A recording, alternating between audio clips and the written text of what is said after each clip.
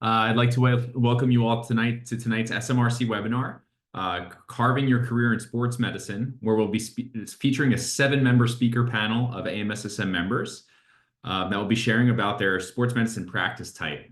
My name is George Raum. I served as the AMSSM SMRC Communications Representative, and I'll be the moderator for tonight's webinar. I'm a PGY4 resident at the University of Pittsburgh Medical Center for PM&R, and I just found out I'll be heading to Emory for Sports Medicine Fellowship next year, so I'm very excited about that. So the way tonight will work, we'll have each of our 7 speakers present a bit about their practice. After the speakers have shared their presentations, I'll serve as the moderator for the Q&A with our speakers. During the webinar, please feel free to enter your questions in the chat, and I will read each question out during the Q&A segment. Now it is my pleasure to introduce our first speaker, Dr. Irfan Asif, who will share about academic and research practice. Dr. Asif is the Associate Dean for Primary Care and Rural Health and the Chair for the Department of Family and Community Medicine within the University of Alabama, Birmingham. He has served on the board of directors for both the American Medical Society of Sports Medicine from 2015 to 2019 and the Association of Departments of Family Medicine from 2020 to 2024. For 10 years, he served as the editor for the Journal of Sports Health and is now the senior editor for the British Journal of Sports Medicine. He also serves as a team physician for UAB Athletics, the Birmingham Legion Football Club, and USA Wheelchair Rugby. His research explores several domains within sports cardiology, with an emphasis on combating physical inactivity for the prevention of cardiometabolic disease. Additionally, he is a pioneer in developing educational training programs with a focus on those who are underrepresented in medicine and science fields. Dr. Asif's cumulative work has garnered significant funding, totaling $36 million as a principal investigator and $28 million as a co-investigator. He was recently named the Hersink Endowed Professor in Sports and Exercise Science at UAB. Dr. Asif is married to his wife, Soni, who is a veterinary ophthalmologist and has 2 kids, Ray and Ruby, as well as a one-eyed dog named Muskie. He will now take over the presentation, so the floor is yours. Awesome. Thanks for that kind introduction. And it's really exciting to be part of this panel. It's really a who's who group. So I appreciate the other panelists, and I'm excited to hear their stories. I think you heard some of the background of what I currently do, but I think it's sort of important to understand maybe the why of what I do and then how I got there. So for me, the things that really drive me, I really enjoy building things. I like developing others, and I want to make sure that I have an impact in whatever it is that I do. Since I'm representing the academic practice, I think in an academic practice, what's really fascinating is that you get to do different things. So not only do you see patients or the clinical side of things, but you get to help educate the next generation, and you get to do research to think about how we might innovate. And those 3 pillars are really integral to a part of what an academic physician would do. During my time, as I tell you a little bit about my story, as you've heard, some of the things that I do include the combination of sports cardiology and exercise medicine. I have a theme of health equity that I want to talk about, and then the idea of network so that we might collaborate with each other. Those are some important drivers throughout my career. So I originally grew up in Cincinnati, Ohio. I played soccer at Xavier University, and then I went to medical school at the University of Cincinnati. While I was there, similar to many of you, I was interested in orthopedics, as I thought that was the only way you could do sports medicine. And when I got injured on the soccer team, I thought that was who I was seeing. And it turns out I was seeing a primary care sports medicine physician, but I didn't know it. When I was a medical student, I was a first responder to a cardiac arrest during a marathon that I was covering, and that really changed the trajectory of my career. It really caused me to really take a step back and to think about what was important to me, as well as how I might be able to work to prevent those sorts of things in other athletes in the future. So I decided to do family medicine with an emphasis on sports cardiology, and had the opportunity to go to the University of Washington, where I had some great mentors who guided me not only in family medicine, but also sports medicine with, again, research in sports cardiology. And I'm really glad that I got a well-rounded career in family medicine. We spent a lot of time, I had nearly 100 deliveries, doing vasectomies, central lines, circumcisions, colonoscopies, cholecystectomies, different types of procedures, and that was really important for a number of reasons. So when I graduated at the University of Washington, as you heard, my wife is a veterinary ophthalmologist, and she matched into the University of Tennessee for her eye training, and there were only 5 programs in the country. So we went to the University of Tennessee, and the only reason that I got a job at the University of Tennessee was because I had this background that people thought were interesting. It was interesting. So I did inpatient medicine, I did ICU in that first job. And it turns out that the fellowship director at the University of Tennessee didn't want to be the fellowship director as soon as I got there. So I was thrown into being a fellowship director on day one. And for me, I thought that was something that I was going to do in my 10-year plan, but it was something that came much more quickly than that. We actually had a site visit in November I started in September, and we had a site visit in November. So I quickly had to learn the ACGME language and think about a fellowship much more detailed than I would have thought coming out of fellowship. But it was really a blessing in disguise. I really then put a lot of emphasis on trying to train not only our fellow, but thinking about how we might impact fellows across the country. And so I was able to be nominated for the board of directors for the AMSSM, and I co-chaired the fellowship committee, doing some things like creating the standards of excellence for fellowships, and also creating something called the Fellowship Performance Index. So again, an attempt to try to help fellows across the country. From after we got done at the University of Tennessee, I went to the University of South Carolina in Greenville, South Carolina, and worked with the Stedman Hawkins Clinic there, and also the university. There I was the fellowship director, but also was the vice chair for academics and research. And that's where my career started changing a little bit. I started thinking about how I might do sports cardiology, but how I might do that for everyone. And so the idea of exercise as medicine is something that became a big part of my career, trying to think about how I might prevent heart problems in all people. And so we actually did some exercise as medicine programs in the community with the YMCA as a referral center, working on the exercise medicine vital sign in EPIC. And those are some things that we did in Greenville. And then 7 years ago, I had the good fortune of coming to UAB. I took over as chair of this department, and our department only had 4 faculty when I started, so it was a very small department. It had a medical student clerkship, it had no research infrastructure, and we had 1 clinic. And again, the idea of I like building things, so we started building many different things. We have built several clinics, so we have 8 different clinics now for family medicine. We actually have 4 clinics for sports medicine as well. And then I've had the chance to build different residency programs and fellowships. So that's been really fun to hire some new faculty.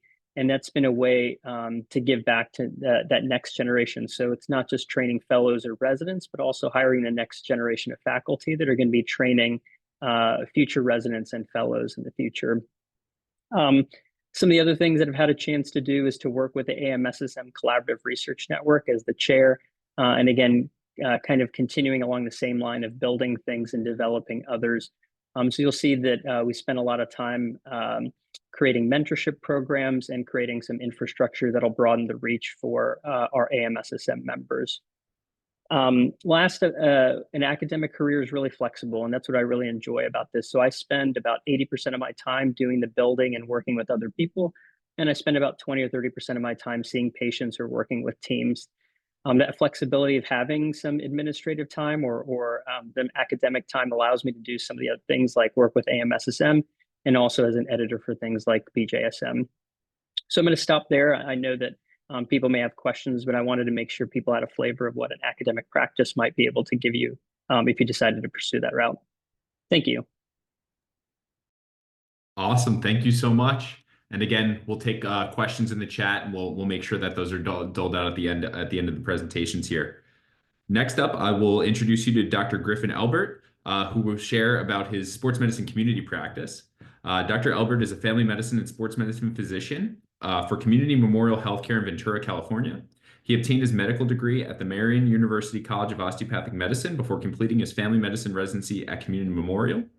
After this, he completed a sports medicine fellowship at the University of California, San Diego.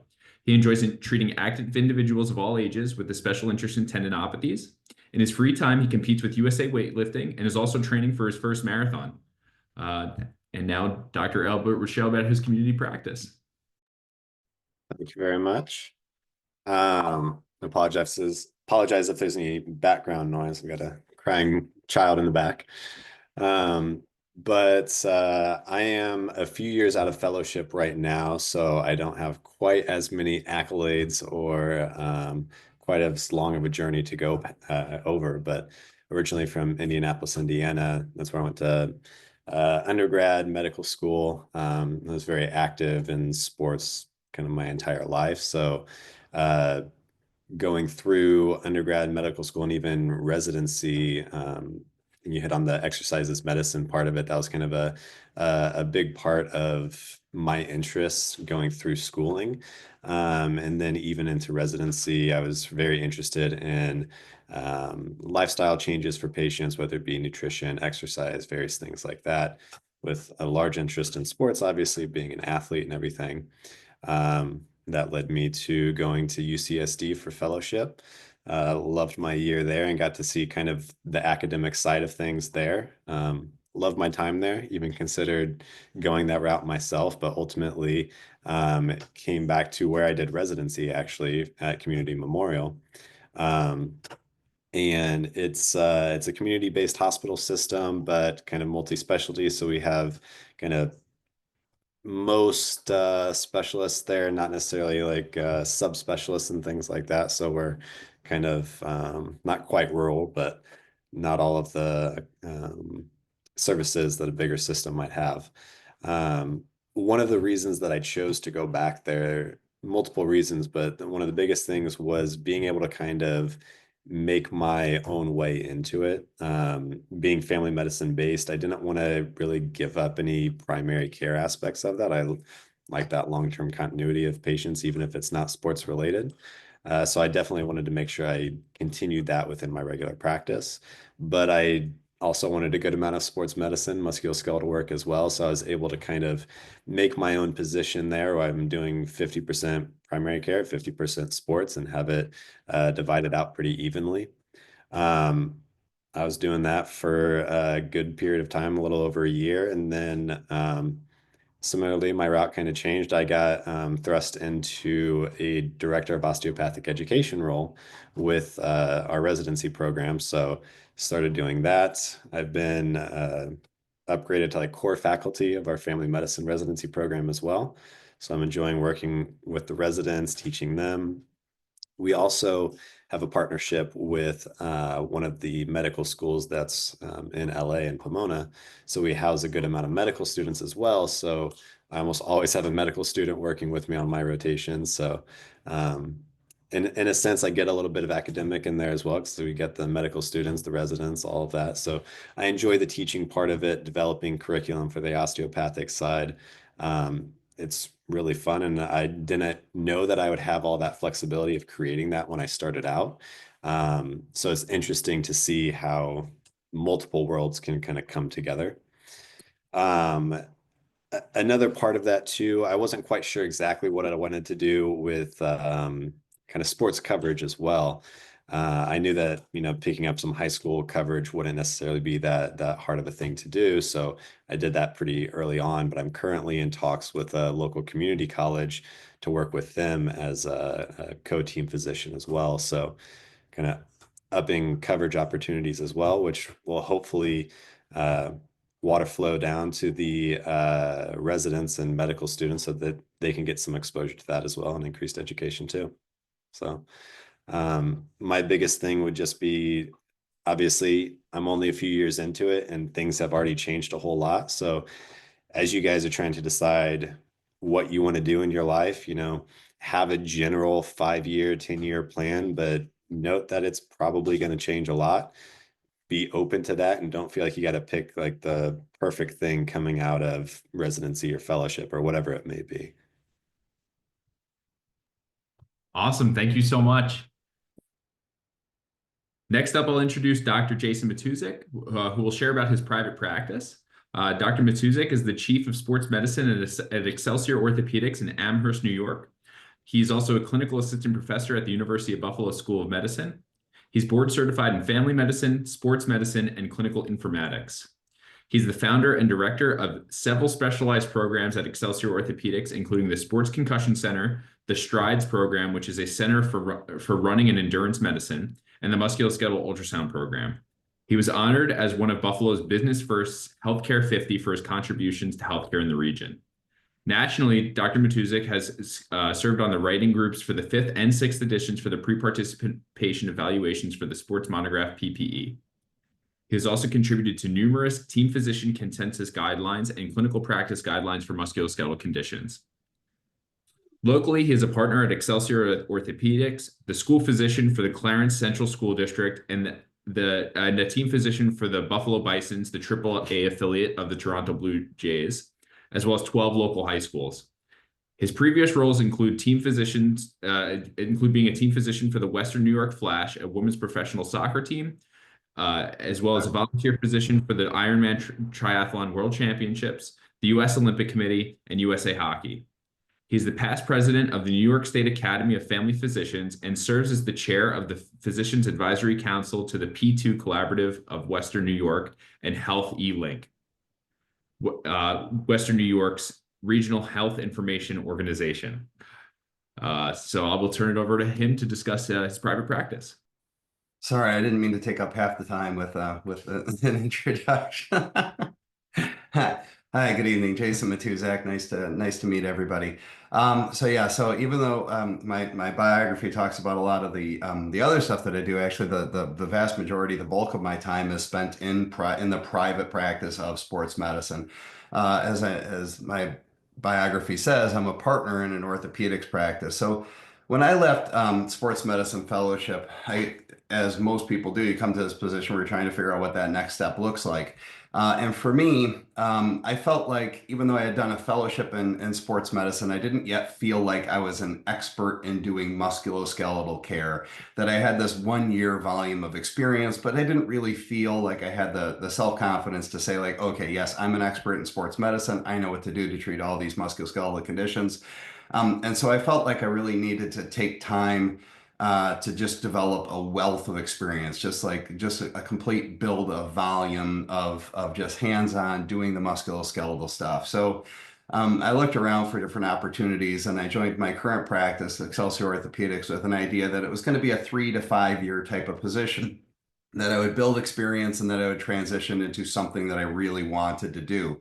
But what I figured out along the way is that it was a really nice fit and it was a nice niche that I was able to grow and develop.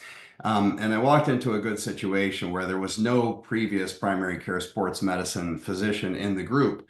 They didn't even really know that they were looking for somebody like me. They just kind of had an idea that they had potential thoughts, and they didn't even know what it is that they would want me to do. So they said, as long as you can come in and generate revenue and make money and cover your expenses, we're happy to have you on board. There's an opportunity for you to be a partner inside the practice, which in those days was still relatively rare, where as a primary care sports medicine physician, being a partner in an orthopedics practice on par, with equal voting shares, equal shares of the practice with the orthopedic partners, was still relatively uncommon. So I took that opportunity and I joined the group, and they allowed me to develop the things that I wanted to do.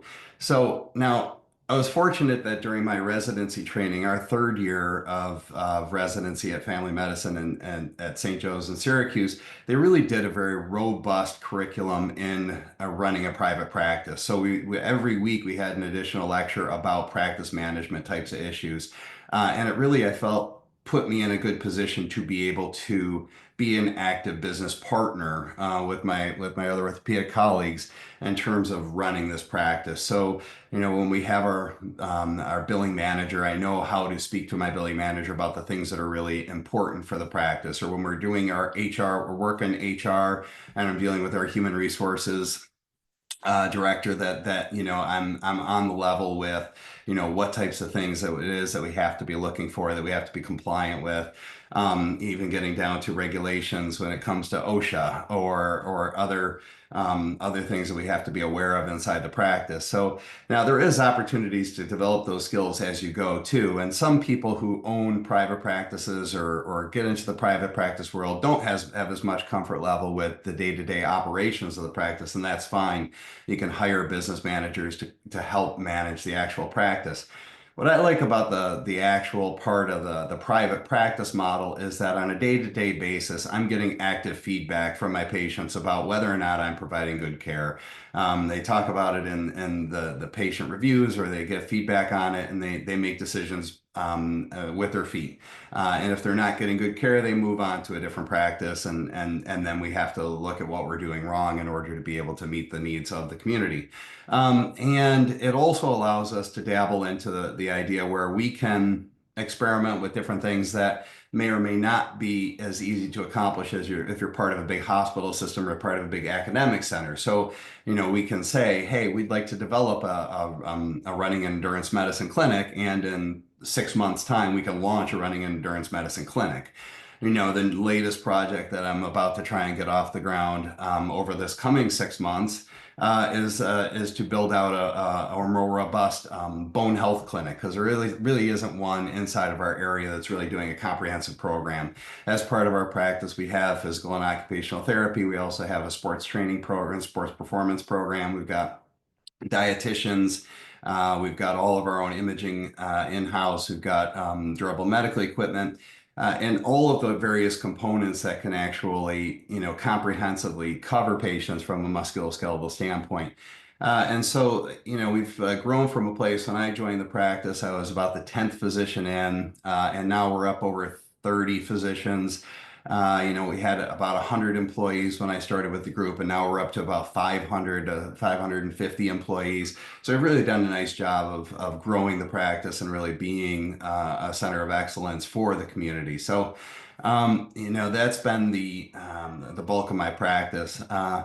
As time has gone on, I've picked up additional skills as part of our fellowship, and most of the other, I think many of the other people that are presenting tonight, we didn't have the opportunity to do things like musculoskeletal ultrasound in fellowship program. We had to develop those skills in our active career. So, you try to pick out stuff in your career that interests you, that you can add to your practice. And that was one of the things that we added on early. This made a big difference for, really the outcomes for our patients. So that's what kind of boils down to in private practice is, seeing the needs of the community, trying to meet those needs in a way that still allows you to make money and be your own boss, determine when it is that you're going to see patients, how you're going to see them, who you're going to see, how you're going to treat them, and in a structure that allows you to control other things like, who are your employees, who's actually working for you, who's working with you on your healthcare team in order to deliver the care. So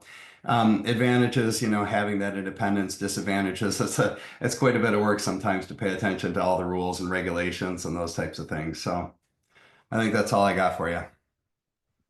Awesome. Thank you.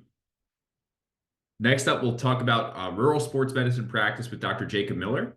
Dr. Miller is a primary care sports physician currently practicing at Intermountain Health, Rocky Mountain Orthopedics in Grand Junction, Colorado. He completed medical school at Creighton University in Omaha, Nebraska, then family medicine residency at North Colorado Medical Center in Greeley, Colorado, and primary care sports medicine fellowship at the University of Utah in Salt Lake City. His first 8 years of practice were with Sanford Health in Aberdeen, South Dakota, where he served as the head team physician of Northern State University and 4 area high schools.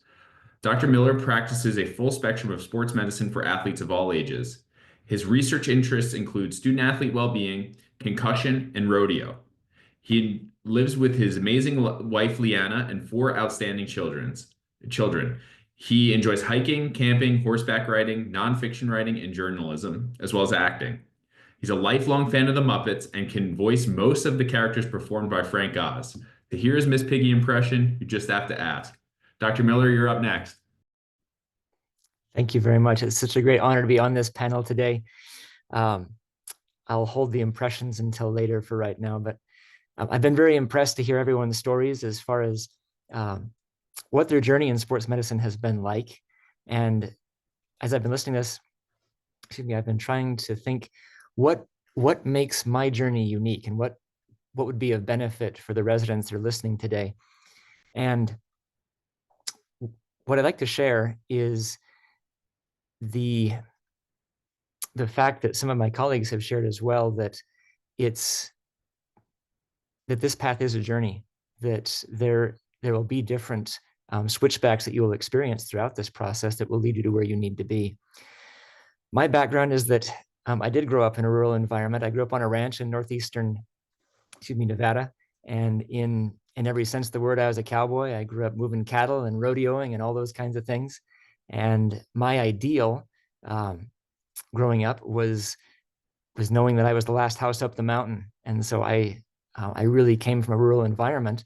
And I took that perspective to my college and to my medical school and to my residency training. I knew once I left medical school that I wanted to be that ninja doctor, that I wanted to be the guy who was doing everything. Like most family medicine doctors, I think you want to be the person who takes care of everybody and really is a jack of all trades. I was going to do colonoscopies. I was going to deliver babies. I was going to cover the sidelines. I was going to be in the hospital, all those kinds of things. And I went to a really good residency program for those things. And then as my residency program moved along, I started having kids, and my kids became older, and I started having conversations with my wife about what we wanted our family to look like, what we wanted life to look like. And I recognized that I might need to become a little more focused in what I was doing. I loved the wide application of skills that sports medicine offered, and I really loved the concept of being able to take what I was doing within the hospital or in the clinic and take it somewhere that you wouldn't normally see doctors, whether that was the sideline or the rodeo, outside the chutes, or up on the mountainside doing search and rescue, those kinds of things. I wanted to be the doctor who was able to practice everywhere. And I went forward within my fellowship program with that kind of mentality, and I was able to get really good full spectrum sports medicine training at the University of Utah. As I started to look for jobs, I had several opportunities to go various places that were a bit more established. And then I found this other job that was kind of out in the middle of nowhere within a town called Aberdeen that I'd never been to before. And Aberdeen's about a town of 30,000 people, which from my perspective was a decent sized town. But it had a catchment area of about 200 miles in any direction within an area within northeastern South Dakota, western Minnesota, southern North Dakota, that there's just not a lot out there. And if you can imagine going to high schools that look a lot like the movie Hoosiers, that's what this place looks like. It is really sports medicine heaven, in my opinion. You would go to these places and the entire town would be there, and the teams would have these very old style jerseys that they'd recycled. And it was just obvious that they were doing it because they loved doing it. The teachers were there because they loved doing it. The doctors who were working there were there because they loved doing it. And I felt like when I interviewed there that these are my people. These are those last house up the mountain kind of people. And I had several great opportunities while I worked in Aberdeen that drew me to rural medicine that I'd like to share with you. One is that when you work within a rural environment, you really have a lot of freedom and wherewithal to choose what kind of practice you're going to have. Like Dr. Matuszak just said, I was the first primary care sports medicine provider that this system had ever had within this area. They really didn't know what they were supposed to do with me. And so I was able to tell them, this is what I can offer you. And so I was able to pull out my Swiss Army knife of skills that I could use to help this rural population. And I was doing all the diagnostic ultrasound, I was doing the injections, I was doing bone health evaluations, doing all the cardiac evaluations and pulmonary evaluations for these student athletes. And on top of that, they didn't have anyone that was doing, any kind of spine care. And so I was the guy that was doing the epidural injections. For a while, we had no radiologist at the hospital. So I was the one doing all the arthrograms there because I was the one that knew how to work the fluoroscope. And so I had great opportunities to use my skills to help these people with whom I greatly identified and loved. The other aspect of it was that I was really able to become embedded within that setting, in that community, which is something that within rural practice, I think a lot of us as family medicine doctors want to develop, is those relationships with patients. Many of those patients became my friends. I worked with a lot of them either at church or to build other programs within schools. I was able to go and teach at the high schools. I was able to go give lectures at the college. And people start to know you within that setting. They start to recognize, there goes Dr. Miller, our sports medicine doctor. And so you can build wonderful and meaningful relationships with the patients that you serve, which was a great blessing for me there. I was able to develop new skills based upon the needs of that community as well. So I would just say that for anyone who is wondering what kind of environment they should practice in, I really think it matters a lot what kind of goals you have, what works well for your family. This wound up being a great opportunity for my family as well to become embedded in that community. And they had lots of opportunities because it was a smaller town. So everyone knew us. We had the chance to get involved in many things. And you also develop a lot of freedom to be able to utilize those skills. So if you have the desire to be that ninja doctor, whether it's whether within the family medicine world or the sports medicine realm, rural medicine really provides that opportunity. And you can feel the tangible difference that you can make because you see these people everywhere. So you know exactly how you're doing by who's coming to see you, and they'll offer you feedback there within the sidelines, within the clinic, or within Walmart when you see them there. And so I just want to give that plug for rural medicine, that if that is what meshes within your personality, really can be a very fulfilling clinical experience. Fantastic. Thank you so much. Next up, we have Dr. Toresdahl.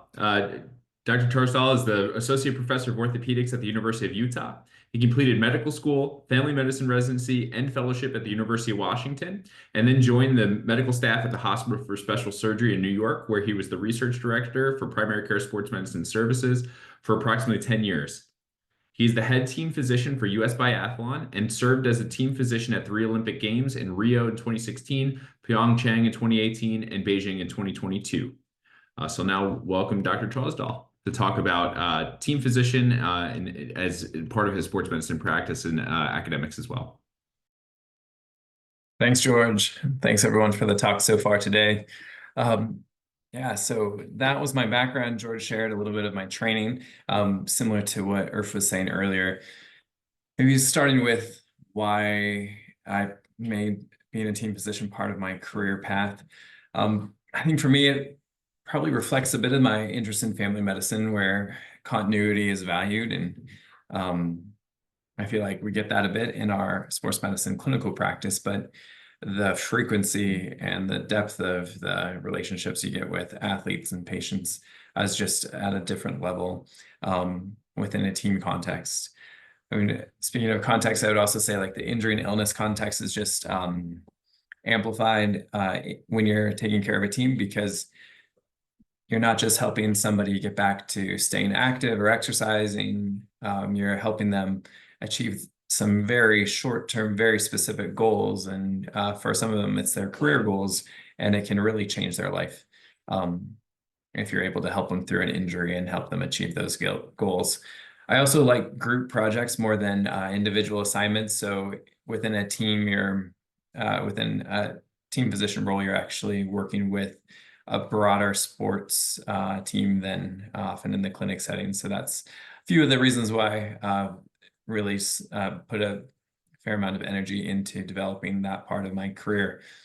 But just wanted to talk about a few different aspects of being a team physician and the different routes that can take and what it looks like. So, I mean, I think of a few things. One is like a local team versus a national team. And so I've had the opportunity to work with both. So local would be like your high schools, your colleges, sports, pro sports teams in the area where you're practicing. And so for those opportunities, it's going to be maybe fewer. Might be limited if you're in a rural practice or community. But if there is a team that you're working with locally, that's going to require probably more time because there's going to be events that you're covering, and that could be evenings, that could be weekends. You might be asked to see athletes and staff add them onto your regular practice. That might be linked to a hospital sponsorship, so that gets a little bit more complicated. Though often you're able to maintain some kind of rhythm of clinical practice and do that on the side. When you're working with national teams, so this would be like Olympic teams, Paralympic teams, there are some great parts of it. I mean, often there's some travel involved, so you spend a week here, a week there, get to see the world, get to have a complete change of pace. For me, it also gives me a little bit of time to catch up on our research to-do list on an airplane. But it takes time away from clinical practice, time away from family. But there may not be necessarily that dependency on a hospital sponsorship. A lot of the physician pools for track and field or USA Swimming don't require any sort of hospital partnership other than allowing you to take some time off to travel with the team. And so that was the case up until just this past season with US Biathlon. I wasn't operating with any sort of hospital sponsorship. And so those are the things that I would think about in terms of local versus national team coverage opportunities. And with nationally, if you're in a rural area, you can still be a team physician for US Ski and Snowboard. You don't have to be where the athletes are. I also think about the difference of like a high resource team and a low resource team. So high, you think of like, these are your professional teams. Low resource team, I mean, sometimes it is your national teams because not all of them are funded, especially in the US where they don't get government funding. Some of them are like the second or third tier professional teams or some smaller colleges or high schools where you kind of need to be creative in terms of here's an injury, you know what an athlete needs, and we need to figure out a way to get them their imaging study or get them their brace, and these things add up. And so how can we do that creatively and at a reasonable cost? But with those high resource teams, even though it's going to be easier to practice, like the tools are at your disposal, it's easy to get in and get an MRI tomorrow if needed. There also comes with like this urgency and this expectation that may not be the case in some of the lower resource teams. You also have to, if you're working in those lower resource teams, understand the insurances of workers' comp and personal insurance, and what could we maybe cover with a healthcare partner that might give us some free imaging or free labs, that sort of thing. And so both, they have pros and cons. I think there's high resource teams can be exciting. It's fun to be in a place where there's a lot of resources and a lot of people around. Low resource teams, though, I think you can make a big impact. And so definitely don't pass those up if those opportunities come up. I think regardless if this is you're working with a national team or a local team, I think it's just important for people to understand that that's going to pull away a little bit from their clinical practice, and probably best that during a season, especially not to operate a clinical practice at 100% capacity. You're going to be at any time pulled away for a phone call, asked to add somebody on. And if you're already adding on a bunch of other clinic patients, it's going to be hard to be as available as you need to be to care for that team well, and also respect the time of the people who are waiting for you in the office. I would also encourage folks to think about using their clinical experience to make them a better team physician, and use their team physician experience to make them a better clinician, because sometimes you walk out of the clinic and you just put on a different hat and you forget kind of everything that you were doing in the office, and you almost practice differently. And there are ways that you're going to practice differently, but sometimes when I'm evaluating an athlete in a training room, I'd say, okay, what would I be doing if I was seeing the same athlete in the clinic? Or if I was seeing somebody in the clinic, I'd say, okay, what would I maybe be suggesting to that athlete if I was seeing them in the training room? And so it can just keep your mind open for different treatment options, and to build on both of those experiences to make you a better, well-rounded physician. And as folks move along in their career and they're starting to consider opportunities that come up with a team, I think it's always important from the start to clarify expectations in terms of, are you going to be expected to be at every game, or could you have somebody back you up if you wanted to take a family vacation? Are you doing training room clinics? Are you going to be pulled out of, how many people are they expecting to add on to your clinic? And when you start to think of all these things that are potentially chipping away of your time of seeing patients in the clinic, you have to understand what your time is worth. And so that's part of the conversation with whether the team can offset some of that lost income in the clinic, or you might say, you know what, I'm making X amount and not working with a team, and I would feel better, like I would feel like my career is more well-rounded if I made X minus 5% plus had this awesome team experience with it. You might say, you know what, they're not going to pay me, but it's going to be an awesome experience, and I really want to support this local program or this national team, whatever it is. And so can't expect that teams are always going to pay for your time the same way that you would get, the way you'd get paid if you were seeing patients in the office, but just know what your time is worth and what you're kind of committing to when you work with a team. I just wrote down a few other kind of last little bits of advice for people who are in medical school residency, starting to look at being team physicians. Just don't link your personal and professional identity to being a team physician, because things change, partnerships change, sponsorships change at any minute. And so make sure that your identity is something other than a team affiliation. Make sure you have a mentor when you're being a team physician.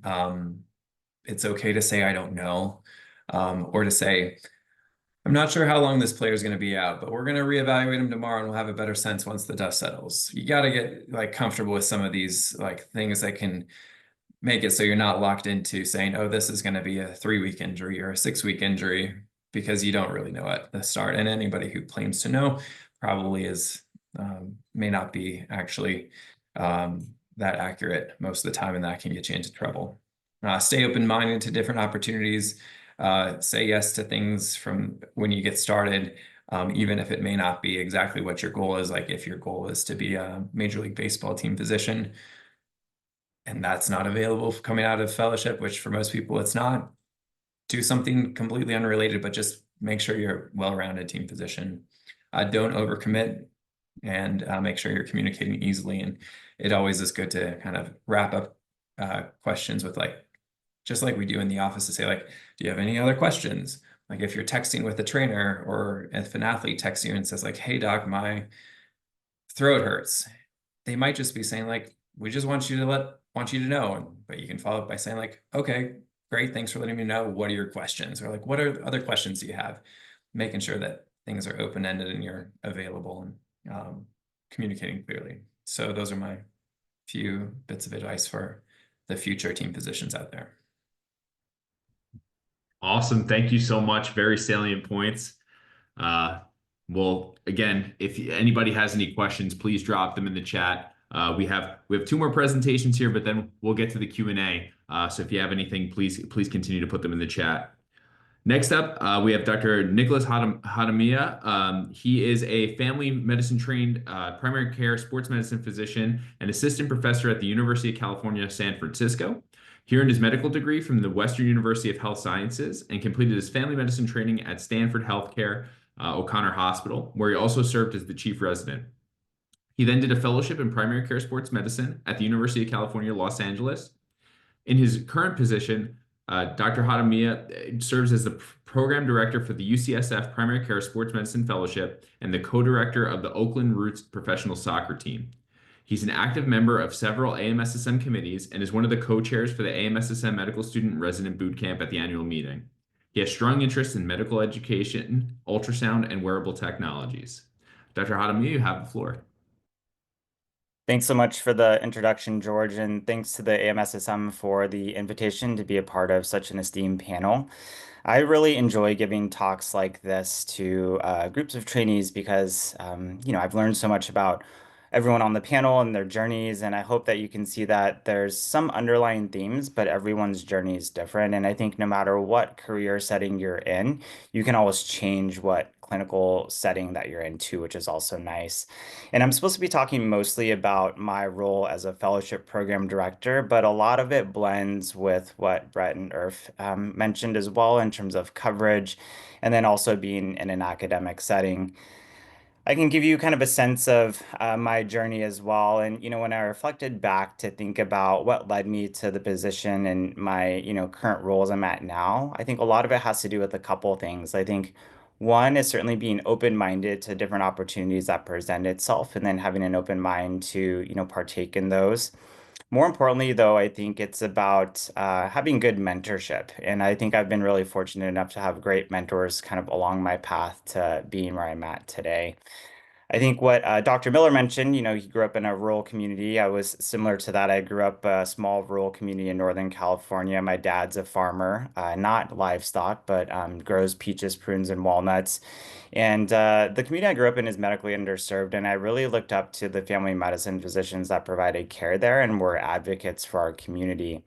And I think not unsimilar to many of us on the panel, we were all athletes. We're all athletes at some point, and I had my own injuries as a karate athlete and loved going to see our local orthopedic surgeon. Not because I was injured, I didn't love that part, but I loved and thought it was so cool what he was able to do. I was fortunate to go to college at Berkeley, and at Cal, they have a student athletic program, student athletic training program that you can become involved with as a sports medicine intern. So I knew I wanted perhaps to do medicine and knew I wanted to do sports and got involved with that. And that really opened my eyes to primary care sports medicine. That's where I got to really see the ins and outs of what team physicians did for their athletes and met some great mentors there. I thought about what I wanted to do and ended up applying to medical school and went to Western. And when I was in medical school, I think I was fortunate along the way throughout my training career that the AMSSM kind of grew in terms of its trainee membership. So when I was a medical student, that's when the first medical student interest group actually was created. And I was fortunate enough to be elected as an officer as a med student and got to meet really great mentors who I'm still in contact with, today. So for those medical students who are on this, really encourage you to get involved with the AMSSM. And then in residency, matched into family medicine because I really loved the breadth of what family medicine was able to provide. And, a lot of my mentors were family medicine trained as well. And when I was a resident, the AMSSM actually started the SMRC, or the Sports Medicine Resident Council, as well. And so I got to become an officer there. And, I think these leadership positions really helped me to become a leader. And I think prime me well to become a program director as well, too. After that, I did my fellowship at UCLA and was the fellow class rep. And then, when I was a fellow, it was during the end of something that was called COVID. We were lucky to have all of our sports crammed in at the very end of our fellowship year. But when I was looking for jobs, there weren't a lot of just sports jobs out there. And I still really loved primary care. And I knew I wanted to go to an academic setting somewhere in California and was lucky enough to be hired at UCSF, where I did mostly primary care, but still had some sports opportunities. And, all of my mentors that I mentioned that I met actually from college are here at UCSF. So I think that that was really helpful for me kind of in my journey to becoming where I'm at today.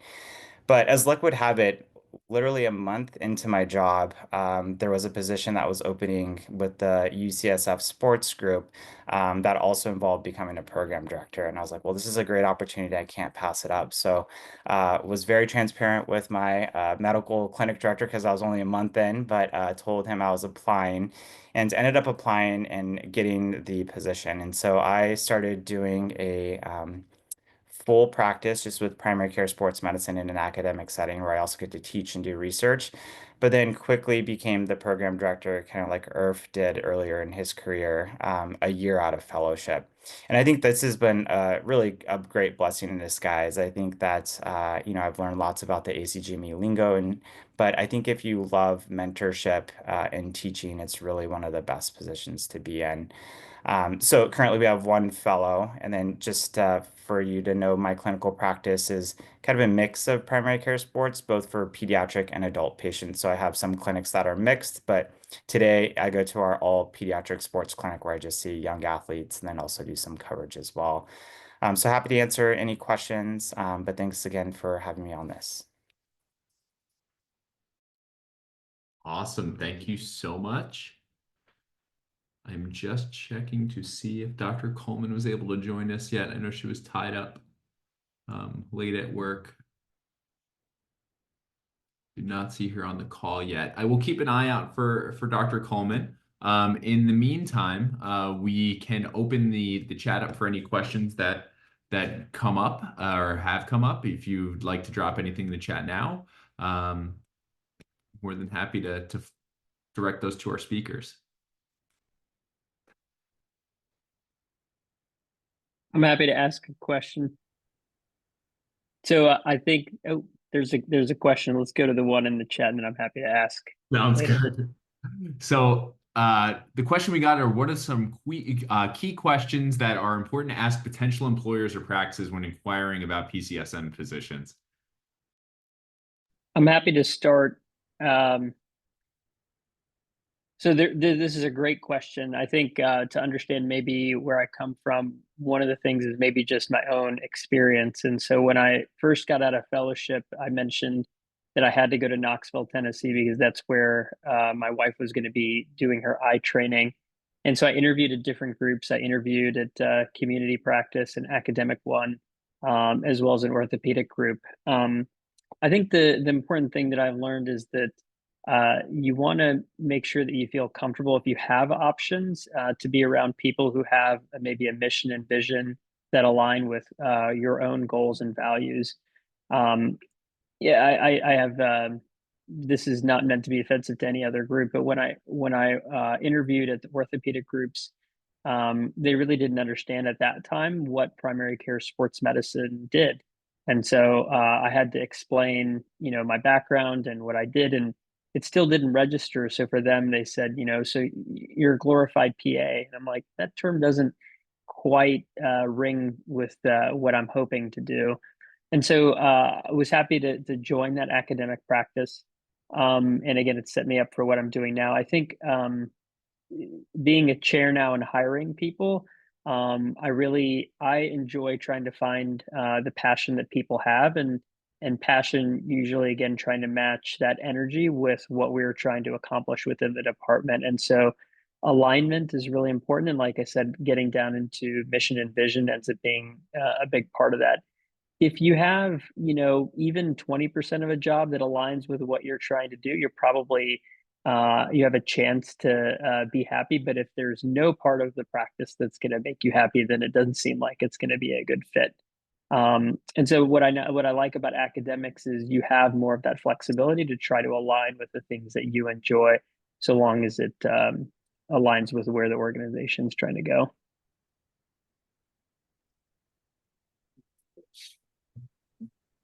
I see Dr. Coleman on too. Just giving you a heads up, George.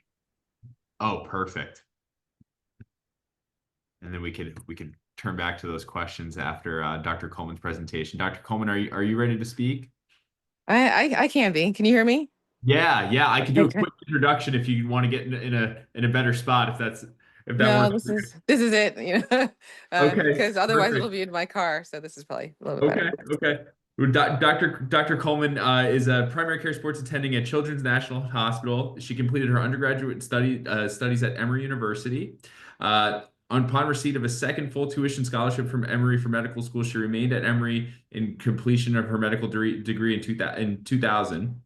She completed her pediatric residency at Children's National Medical Center in Washington, D.C. Following residency, she remained a physician analyst for their information technology department. She also worked as a hospitalist for incoming patients, as a practicing physician in the Children's Health Clinic, as an on-call neonatal pediatrician at the George Washington University Medical Center. As a pediatrician working in 4 different hospital environments, Dr. Coleman had the opportunity to see children at different life stages and assess for their growth and wellness. She has observed a need to improve the physical health of the athletic and non-athletic student during their various developmental stages. She believes that athletic performance, nutrition, physical health plans should be developed and tracked for all students, starting in primary school and continuing through college. Sports medicine should include the athlete and the non-athlete. With these ideas in mind, Dr. Coleman moved to Georgia and Phoebe Putney Memorial Hospital for a one-year fellowship in primary care sports medicine before returning to children in her current capacity. She now works as a general pediatrician and sports medicine specialist. Dr. Coleman is a board-certified pediatrician, sports medicine physician, and clinical informatics physician licensed in Washington, D.C., Virginia, Maryland, and Georgia, and is a member of the American Academy of Pediatrics, the American College of Sports Medicine, and the American Medical Society of Sports Medicine, as well as the American Medical Informatics Association. She provides medical coverage and sports medicine information to the local schools and various athletic events in the DC area. And now Dr. Coleman's here to speak with us about telemedicine. Okay. So talking about just telemedicine in general, or did people do anything more about their careers or just telemedicine? About your career and about telemedicine would be great. Okay. Well, a little bit from my bio, you can see that I did pediatric residency at Children's, and when I finished residency, I had no job. So I wound up working in IT when we were switching from paper documentation and paper orders to the computer system. So that's how I got into the IT thing initially. And then about halfway through that, I became aware that you could be a pediatrician and do sports medicine. And so that's when my sports career began. When I came back to Children's, we were, up and down on computers, a little bit here, a little bit there, some dictation, some not dictation, and I just kind of went along with whatever we were doing. And then and then we, I know, and then COVID hit, right? And we very rapidly made a move to telemedicine. And I wasn't doing any telemedicine before COVID. And then when COVID happened, I think it was like 60% or more of my clinics for COVID were telemedicine, excuse me. And then the rest were really, illnesses and seeing in clinic for COVID patients. I really enjoyed it, actually. There are a lot of people who don't like telemedicine. You can't touch the patient, you can't engage the same way, but I really enjoyed having this window into their lives. They're a little different when they're in telemedicine. Initially, when we started, everybody was, at some kind of table or desk. The lighting was, good or not, depending on where they were. But then over time, people become more comfortable with telemedicine, and they will, they'll do it anywhere. They'll do it in sitting in the back of the car, waiting for somebody else to, get off practice. They'll do it at the park. I've had teenagers do it in the bathroom at work. Everyone has now incorporated into their lives. And so it's nice because you get to see how they are. You can also, depending on what else you're doing with them. So if you're worried about their diet and nutrition, you can have them open the open the cabinets, open the fridge, take a look in the pantry, and you can see what they're doing. You can also just get an idea of their general kind of living health. How is their house? How is it maintained? Do they need help with that? Those are things that people won't always bring up.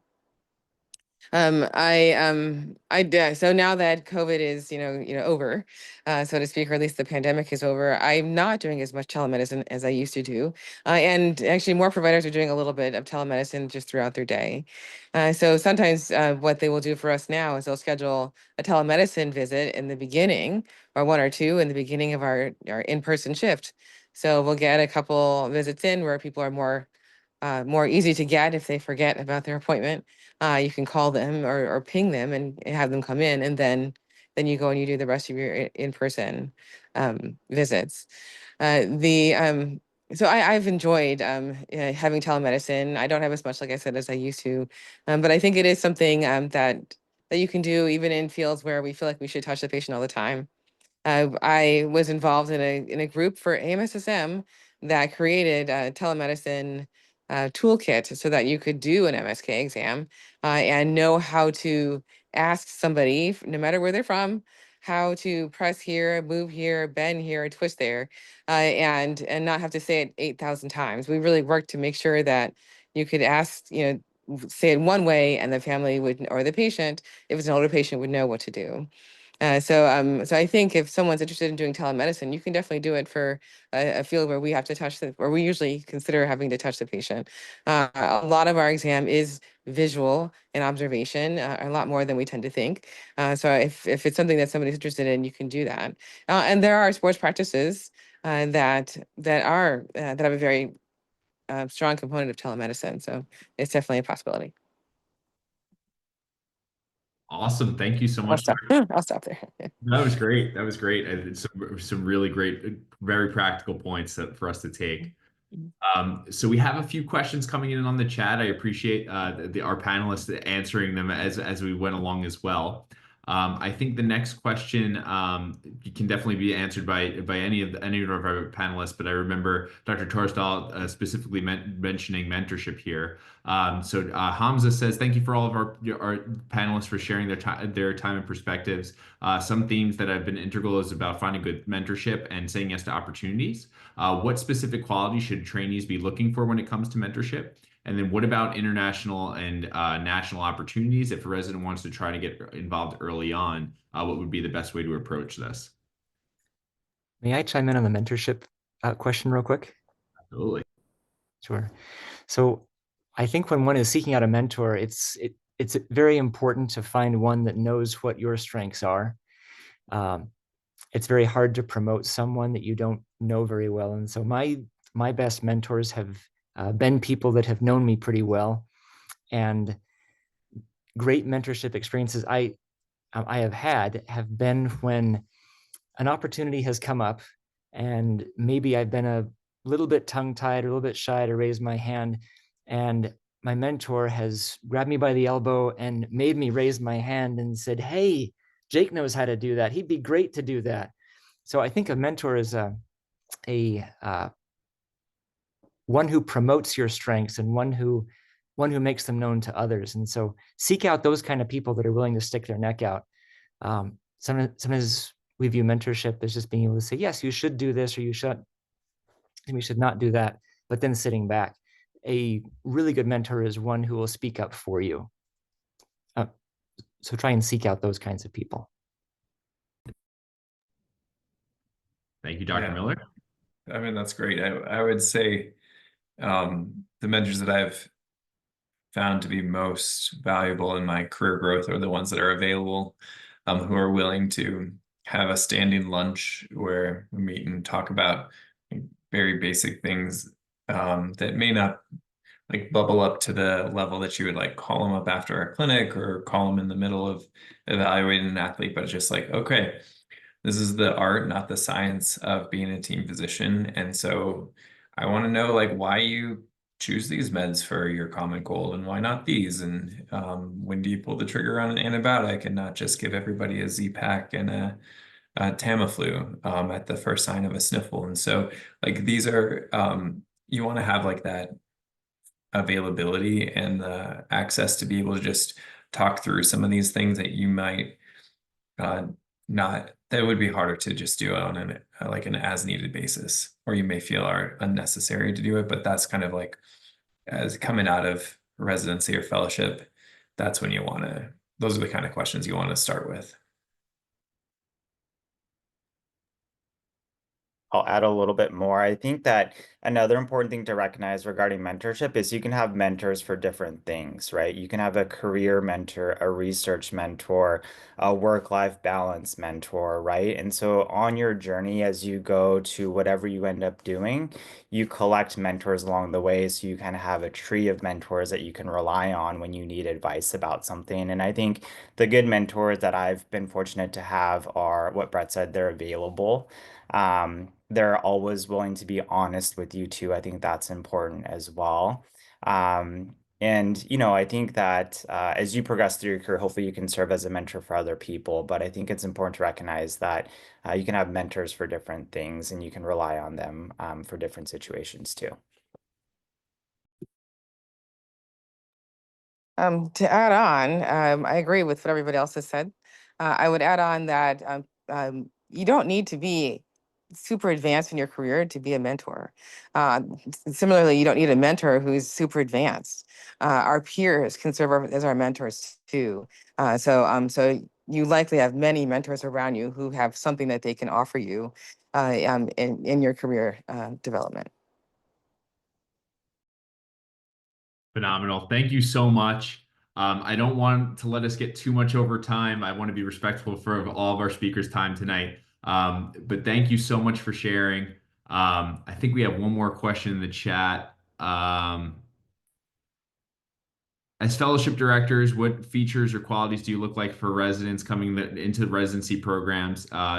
Does attending a residency program with associated with a fellowship help a student land a spot there? I think that could open a pretty hefty can of worms here, but maybe Dr. Hatamiya, if you wanted to take a quick stab at that before we wrap up here, and then Oh gosh, sure. Yeah. Well, I think, I think I look for someone who's passionate, right? If you've known you wanted to do sports, or if you haven't, I mean, just showing some level of commitment there. And then honestly, I think just being really good in your primary specialty, right? Whether that's emergency medicine, family medicine, I think being a well-rounded physician and having that solid primary care baseline to become a good primary care sports physician is really important. So. And there will be some excellent programming at the meeting this year, I'm sure, about that exact topic with some of the medical student and resident program that comes up. I know I benefited greatly from it, so definitely keep an eye out for that programming. George, real quick on that one. I tend to think in a kind of 4 boxes for whether it's med students, residency, fellowship, or even for faculty. And obviously, as you get more senior, you're going to fill those boxes with more advanced things. But those 4 boxes include patient care, teaching, research, and service. And so in this particular case, if you're trying to get into a fellowship, I look for people who have maybe had experiences with taking care of patients that you might see within a fellowship. Teaching, so you might do a journal club or be involved in sports medicine workshops. You could do that for residents. You could do it for med students or others. Obviously, doing some research within sports medicine shows an interest and shows that you're thinking about the future of sports medicine. And then in the service bucket, things like coverage or attending conferences shows interest in sports medicine. Those are just some examples. And again, you can use that sort of 4 boxes depending on the level of your career. But I tend to evaluate CVs, resumes, personal statements with that lens. And it doesn't, I think, to answer the question, to me, it doesn't matter if someone goes to a residency program with a fellowship or not.